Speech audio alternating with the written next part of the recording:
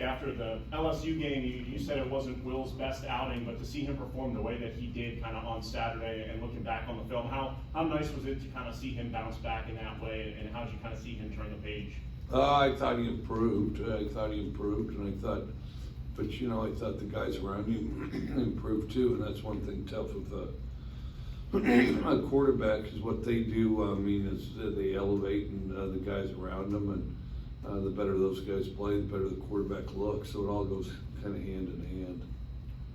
Kind of the follow-up there on Will, last year that game at A&M was one where, at least nationally, kind of started to garner some attention. What do you remember from that week and that game, for him to be able to handle that level of opponent in that environment as a true sophomore?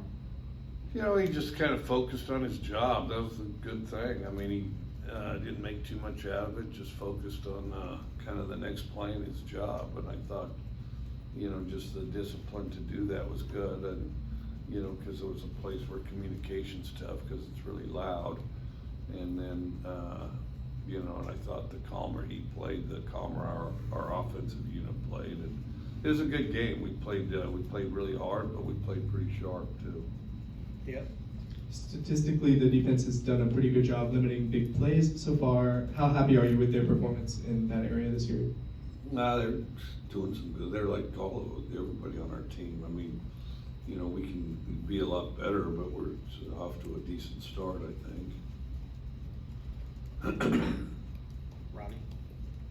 Went up against DJ Durkin last year at Ole Miss. He's at A&M this year.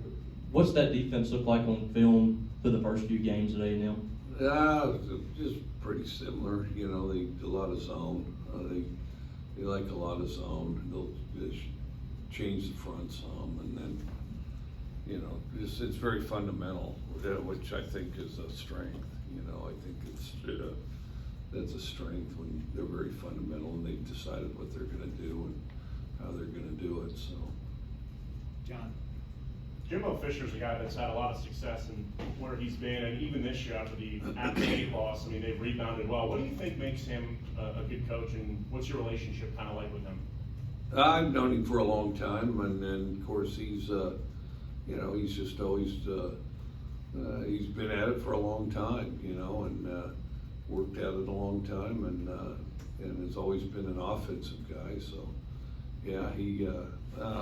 Really just a lot of experience, good experience, and has just kind of built on his career, Joel?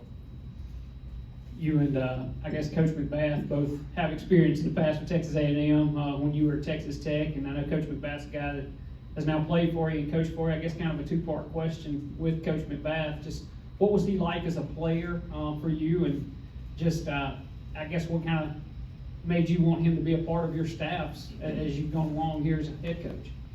Well, he was a confident guy, an intense guy. He's kind of a powerfully built guy, but he can run. He's always been fast. And then, there's DBs out there playing that probably aren't as good as he is right now. And then, I thought that, just first of all, he's a good player. He's also a very even-tempered guy that, was smart and kind of a student of football.